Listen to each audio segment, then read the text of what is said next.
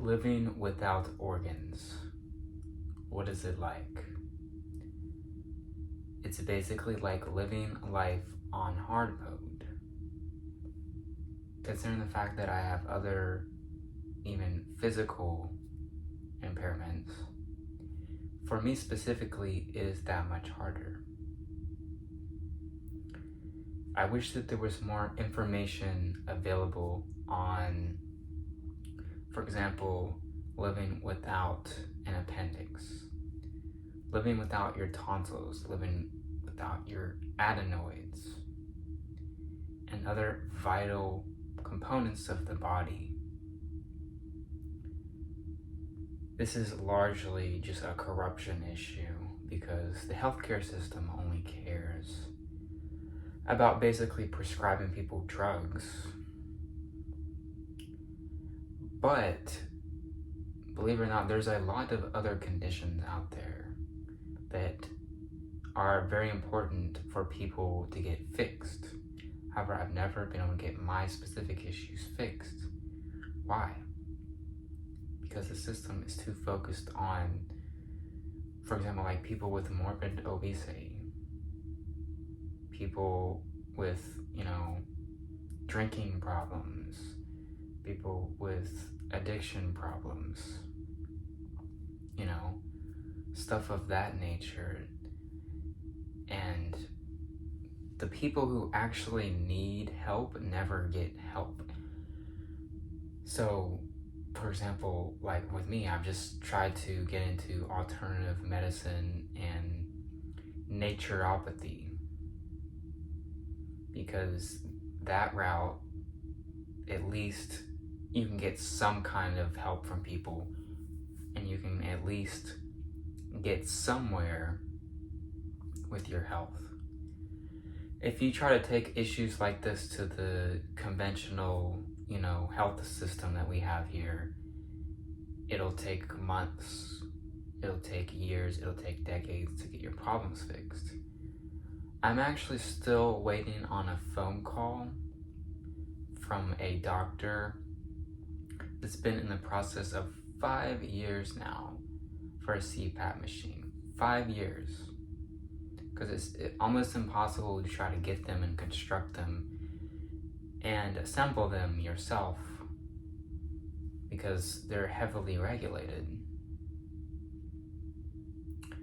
So back to the main topic, which is living without, organs. It makes your life so much harder. I wish that, this never happened to me. I mean, the amount of, routine I have to implement is insane. I have to I have to have this super rigid schedule or else I can't use the bathroom for days. And it's mostly appendicitis that I have dealt with. I don't have an appendix, so my body does not digest or process food properly. And I have all kinds of theories about, how after specifically this surgery and the other surgeries, how my body has basically been in decline ever since I was 10 years old. So I've just been wanting to make this video because people always tell me certain things like that I need to bulk forever. I mean, yeah, in theory I could bulk and get bigger and stronger, but at what cost? I don't have time to, make all this food all the time, and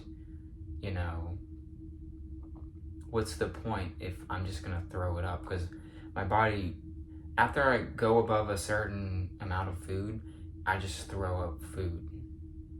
So for me specifically, I try to tell people it's just my genetics. They say things like, you're making excuses. No, I'm not making excuses. Literally multiple times. I haven't detailed this on the channel because people just don't want to hear it. I know people don't want to hear a video like this, but at this point I'm just bored with making content. This channel is not really going where I wanted to be going. So like at this point, I'm willing to put out anything. I literally had days in my bulk this year where I was throwing up my own feces. Yes. That's because, you know, I don't have the genetics to be big.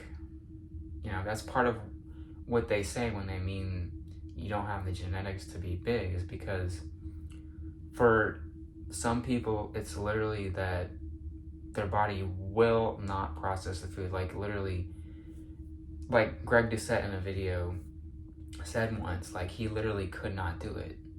I want to say he said he was throwing up food at one point too. Yeah. Give me $1 million